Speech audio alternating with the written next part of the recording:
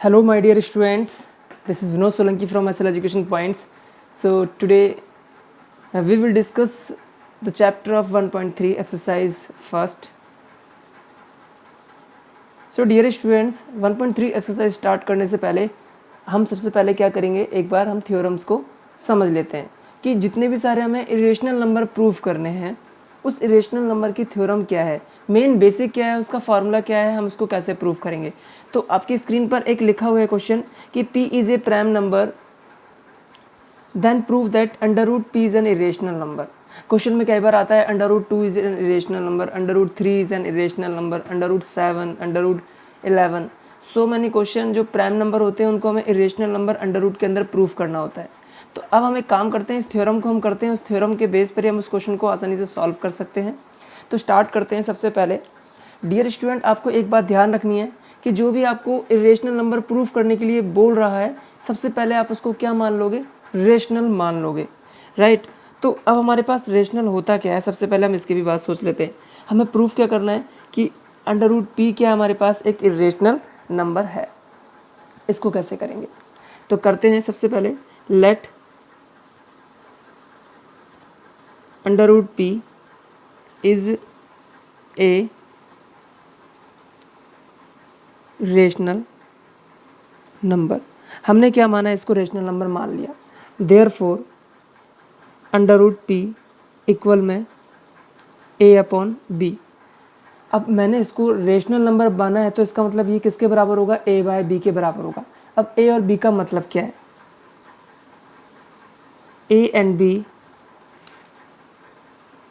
Are को prime number,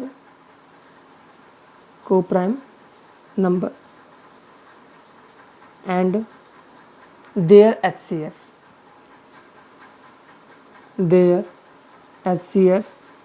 is 1, right, and B not equal to 0। तो my dear student, आपको ए और B मैंने क्या माना है, एक रेशनल नंबर माना है, जो कि यानी यहाँ पर पी जो है मैंने एक रेशनल नंबर मान लिया और वो किसके इक्वल हो गया, ए बाय बी के। अब रेशनल नंबर क्या होता है, ए और बी हमारे पास क्या है, को प्राइम नंबर है, ठीक है, दोनों इंटीजर हैं। और को प्राइम नंबर का मतलब होता है कि यहाँ पर ए और बी की जो वैल्यू होगी उनके बीच में कोई भी कॉमन फैक्टर नहीं होगा, इसीलिए इसको क्या बोलते हैं, को प्राइम नंबर बोलते हैं। यानी HCF उनके बीच का कितना होगा, 1, और नीचे वाली जो डिजिट होगी वो क्या होगी, इक्वल टू 0। तभी हमारा क्या कहलाएगा, रेशनल नंबर कहलाएगा, क्योंकि हमने अंडर रूट पी को क्या मानकर चल रहे हैं, रेशनल नंबर मानकर चल रहे हैं। तो इसका मतलब अंडर रूट पी हमारा किसके बराबर होगा, ए अपॉन बी के बराबर होगा, ठीक है। क्योंकि हमने रेशनल माना है तो रेशनल नंबर जो होते हैं हमारे किसकी फॉर्म में होते हैं, ए अपॉन बी के रूप में होते हैं, यानी पी बाई क्यू के रूप में होते हैं। तो यहाँ पर भी पी है, इसलिए मैंने इसको क्या माना है, ए और बी के रूप में माना है। अब इसके बाद क्या करना है, सो डियर स्टूडेंट, हमें करना क्या है कि हमें इसको इरेशनल अगर प्रूव करना है तो उसका हमने उल्टा अपोजिट क्या मान लिया, रेशनल। अब देखते हैं वास्तव में कि हमने इसको रेशनल मानकर चल रहे हैं, क्या ये आगे तक जब हम करेंगे क्या ये रेशनल आता है या कुछ और ही आता है। Let's start. अब इसके बाद क्या करना है, इसके बाद हम करेंगे इसको क्रॉस मल्टीप्लाई। तो क्रॉस मल्टीप्लाई करेंगे तो कितना आएगा, B multiply under root P equal में ए। अब इसको हम करते हैं both side squaring, both side square, both side squaring. अब इसको हमने स्क्वायर कर दिया दोनों तरफ, तो कितना आएगा, तो जब हम इस स्क्वायर को ओपन करेंगे तो कितना आएगा, B square multiply under root P और पूरे का होल स्क्वायर इक्वल में ए स्क्वायर। अब इसके बाद क्या करेंगे, इसके बाद हमने इससे कैंसिल आउट कर दिया तो कितना आ गया, बी स्क्वायर पी इक्वल में ए स्क्वायर। यानी यहाँ से बी स्क्वायर ए इक्वल में क्या लिख सकता हूँ, ए स्क्वायर बाय पी। अब इसका मतलब क्या है, थोड़ा सा यहाँ से समझ लेना है आपको कि ये जो पी है वो डिवाइड किसको कर रहा है, ए स्क्वायर को। तो यहाँ पर लिखेंगे पी डिवाइड्स, ध्यान से समझना अच्छे से, क्योंकि ये वाली थ्योरम जो होगी हमारी वो हर एक क्वेश्चन के अंदर अप्लाई करना है। यानी पी की जगह आपको वो डिजिट पुट कर देनी है जो भी हमारा क्वेश्चन आएगा। हम उस क्वेश्चन को भी डिस्कस करेंगे। पी डिवाइड्स ए स्क्वायर, पी डिवाइड्स ए आल्सो। यानी पी हमारा अगर ए स्क्वायर को डिवाइड कर रहा है तो पी हमारा ए को भी डिवाइड करेगा। क्यों, because P is A prime number, यानी p हमारा क्या है, प्राइम नंबर है। तो अब हम यहाँ लिखते हैं कि अगर p a को डिवाइड कर रहा है तो इसका मतलब क्या लिखेंगे कि a अपॉन में क्या आ गया, p। अगर मान लीजिए कि p ने a को क्या करा, डिवाइड किया, इसका मतलब क्या लिखेंगे, a बाय p। तो हमारे पास कोई ना कोई क्या आएगा, नंबर जरूर आएगा। तो हमने क्या लिख दिया, c लिख दिया, कोई भी कांस्टेंट वैल्यू जरूर आएगी। फॉर एग्जांपल अगर मैं आपसे बोलता हूँ कि जैसे कि मैंने आपको ये वाली कहानी बताई कि p डिवाइड्स ए स्क्वायर, इसका मतलब क्या होगा कि ए स्क्वायर कुछ भी मान लो आप, p डिवाइड क्या कर रहा है, उसको स्क्वायर को डिवाइड कर रहा है। मीन्स यहाँ पर अगर मान लीजिए कि 2 है और वो क्या कर रहा है, यहाँ पर 4 को डिवाइड कर रहा है, यानी इसको लिखते हैं 2 स्क्वायर। यानी 2 स्क्वायर का मतलब क्या होगा, 4 होगा। यानी p यानी यहाँ पर प्राइम नंबर था और यहाँ पर स्क्वायर करेंगे तो ये भी प्राइम नंबर है। यानी इसने क्या करा, p 2 का स्क्वायर यानी 4 होगा, तो इसको डिवाइड कर रहा है ना, 4 2 को क्या कर रहा है, काट रहा है, यानी इसका स्क्वायर करेंगे तो 4 ही आएगा। तो इसका मतलब क्या होगा, यानी ये 2 को भी क्या करेगा, डिवाइड करेगा। यानी 2 का स्क्वायर है यहाँ पर और यहाँ है 2। अगर मैं इसको ए स्क्वायर बोलूँ और इसको मैं p बोलूँ, और p हमारा क्या है, प्राइम नंबर है, तो ये भी हमारा प्राइम नंबर हो गया। तो p हमारा प्राइम नंबर था, ध्यान से समझना है, और वो ए स्क्वायर को क्या कर रहा है, डिवाइड कर रहा है। मीन्स 2 का स्क्वायर कितना होता है, 4 होता है, तो मतलब 2 जो है 4 को डिवाइड करेगा। अब यहाँ पर 4 को मैंने 2 का स्क्वायर लिख दिया था, यानी ए स्क्वायर की फॉर्म में कन्वर्ट करने के लिए। जब ये 2 4 को डिवाइड कर रहा है तो इसका मतलब जो इसका बेस था 2, तो 2 इसको भी डिवाइड करेगा। ये भी क्लियर हो गया। अच्छा, अब दूसरी बात क्या है कि अगर मान लीजिए कि p ने a को डिवाइड किया तो कोई भी क्या आ गई, हमारी कांस्टेंट वैल्यू आ गई। तो इसका मतलब क्या करेंगे, अपॉन में क्या हमारा 1, क्रॉस मल्टीप्लाई अगर हम करते हैं तो यहाँ से क्या आएगा, क्रॉस मल्टीप्लाई करने पर कि a की जो वैल्यू है वो कितनी आ गई, pc आ चुकी है। इतना तो आपको समझ में आ गया होगा। अच्छा डियर स्टूडेंट, एक और चीज़ याद रखनी है कि p divides a also, p a को भी डिवाइड करेगा। देयरफॉर यहाँ लिखेंगे कि p is A factor of a, कि p क्या है, a का कोई ना कोई फैक्टर होगा, डेफिनेटली कोई ना कोई फैक्टर होगा। तो a अपॉन में p इजकल टू में c अपॉन, यानी क्रॉस मल्टीप्लाई करके a की वैल्यू कितनी आ गई, pc। अब यहाँ पर हमने इसको एक क्या करा, इक्वेशन फर्स्ट मान ली।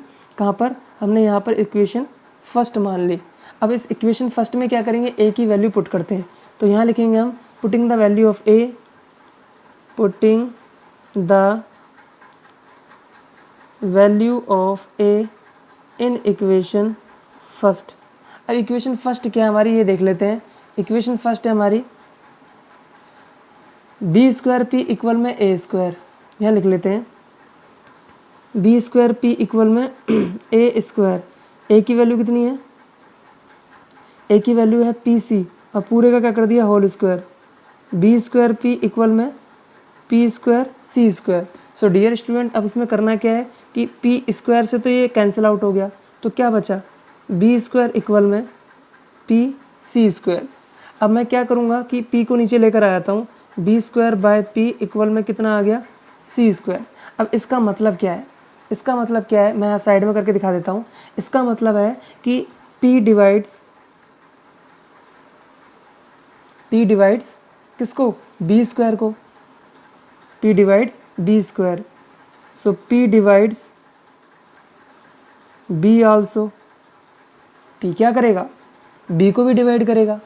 अब यहाँ therefore p is a factor of b, p is a factor of b, यानी यहाँ पर p डिवाइड किसको कर रहा है, b को भी कर रहा है। इसका मतलब क्या होगा कि p एक फैक्टर है किसका, b का। अब माय डियर स्टूडेंट, आपको करना क्या है कि यहाँ पर p फैक्टर किसका है, a का, और यहाँ पर भी p किसका फैक्टर, b का। अब आपको एक बात समझ में आ गई होगी कि रेशनल नंबर में तो कोई कॉमन फैक्टर था ही नहीं, लेकिन यहाँ पर p जो है वो दोनों के बीच में क्या आ रहा है, एक कॉमन फैक्टर है। तो यहाँ लिखेंगे हम, लास्ट में हमने क्या करना है, एक लाइन लिखनी। माय डियर स्टूडेंट्स, हमें वो लाइन क्या लिखनी है, यहाँ पर लाइन लिखेंगे A and B at least one common factor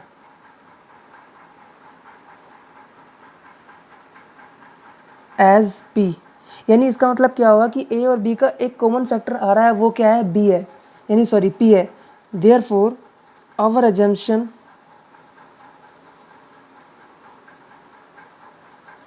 assumption is wrong, hence proof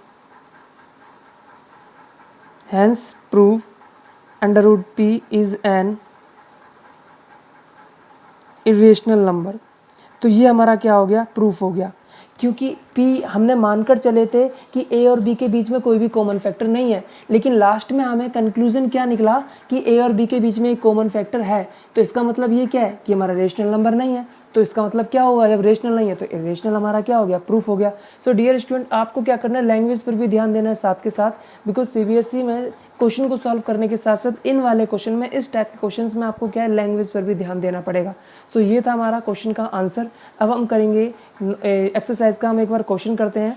और वो एक्सरसाइज का क्वेश्चन में क्या दिया हुआ है, 1.3 एक्सरसाइज में क्या दिया हुआ है हमें, कि हमें प्रूफ करना है। क्या प्रूफ करना है कि फर्स्ट क्वेश्चन में आपको बता रहा हूँ, फर्स्ट क्वेश्चन में बोला हुआ है कि prove that √5 is an irrational number. So my dear students, हमें √5 क्या एक इरेशनल नंबर प्रूव करना है। अब वो कैसे करेंगे, थोड़ा ध्यान से समझना।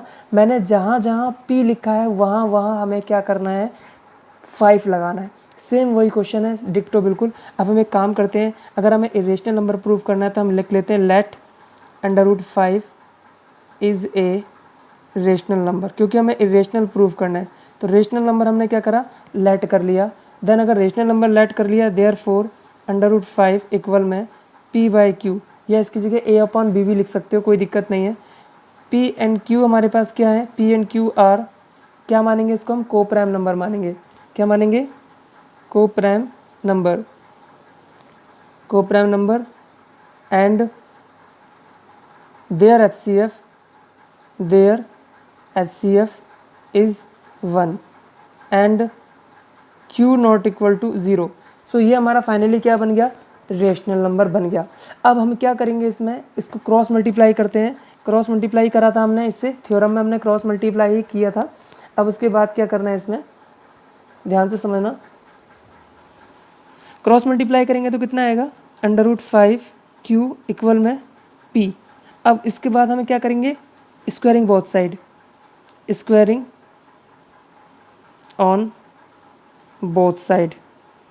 अब स्क्वायरिंग ऑन बोथ साइड में क्या करेंगे, √5q पूरे का होल स्क्वायर इक्वल में p का होल स्क्वायर।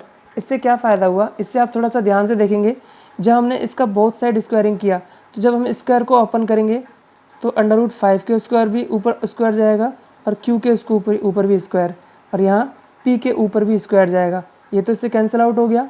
तो यहाँ पर लिख दिया 5q² इक्वल में क्या आ गया, p square. So dear student, इसमें q² इक्वल में, अच्छा p की जगह हमारे पास 5 चल रहा है, ध्यान से देखना। तो p² अपॉन में कितना आ गया, 5, राइट। मैंने a और b की जगह मैंने यहाँ p/q लेट किया है, तो प्लीज़ कंफ्यूज नहीं होना। a और b की जगह मैंने p/q लेट किया है। उस वाले क्वेश्चन में मैंने a और b इसलिए लेट किया था क्योंकि उसमें √p था। अब यहाँ पर √p की जगह क्या आ गया, √5, तो इसलिए मैंने यहाँ पर p/q की फॉर्म में लिया है। ध्यान से समझ लेना अच्छे से। अब इसमें एक क्वेश्चन में, अब इसमें क्या करना है, सेम वही वाली हम स्टोरी लिखेंगे। क्या लिखेंगे कि ये मैंने इक्वेशन फर्स्ट मान ली, जैसे कि मैंने लास्ट में माना था इसमें इक्वेशन। यहाँ लिखेंगे कि 5 divides p², therefore 5 divides p also, therefore p is A, sorry 5 आएगा ना, यहाँ तो 5 is A factor of p, right. इसका मतलब क्या हुआ कि 5 हमारा क्या है, एक फैक्टर है किसका, p का। तो यहाँ पर हमारे पास क्लियर हो चुका है कि 5 हमारा फैक्टर आ चुका है। अब हमारे पास 5 अगर a का फैक्टर है, यानी 5 p को भी डिवाइड कर रहा है, इसका मतलब मैं क्या लिखूँगा कि यहाँ पर कि 5 ने किसको डिवाइड किया, p को।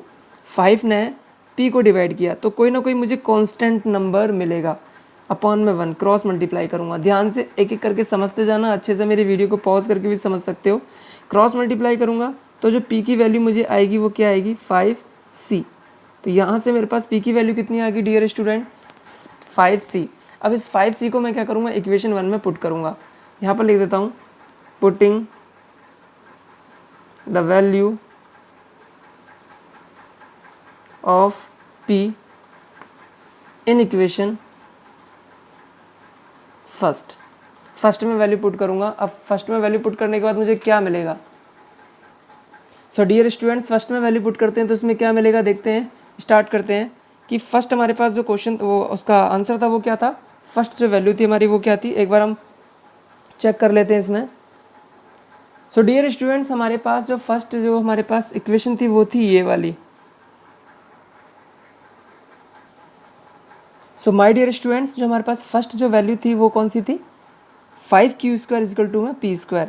अब हम इसमें क्या करते हैं, p की वैल्यू पुट करते हैं। तो p की वैल्यू कितनी थी, 5q² इक्वल में p की वैल्यू थी 5c पूरे का होल स्क्वायर। ऐसे में हमने वैल्यू पुट कर दी। अब इसके बाद 5q² इक्वल में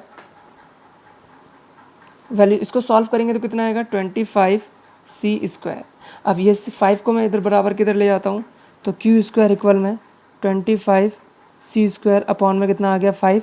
मैं इसको कैंसिल आउट करूँगा तो कितना आएगा 5। तो q² इक्वल में यहाँ से आ जाएगा 5c²। So my dear student, यहाँ से हमने इसको सॉल्व किया। अब इसके बाद क्या करेंगे हम, इसमें q² अपॉन में क्या कर दिया 5 इक्वल में कितना आ गया c²। सो आप देखोगे बिल्कुल सेम डिक्टो हम वैसे ही करते जा रहे हैं। यहाँ पर भी हम वही स्टेटमेंट लिखेंगे, 5 divides q², 5 divides q also, यानी q को भी डिवाइड करेगा। Therefore 5 is A factor of q। इसका मतलब क्या हो गया कि 5 हमारा q का भी फैक्टर होगा। तो आई थिंक आपको समझ में आ रहा होगा अच्छे से। देन उसके बाद हमने क्या करना है, यहाँ लिखना है एक स्टेटमेंट लिखेंगे, P and Q have at least one common factor। P and Q have at least one common factor as 5। Therefore, our assumption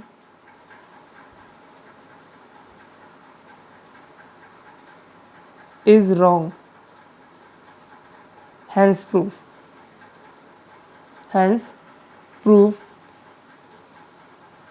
√5 is an irrational number। सो ये हमारा प्रूफ हो चुका है। Thank you so much. बाकी के next question हम next video में हम सेकंड पार्ट में करेंगे। थैंक यू बच्चों।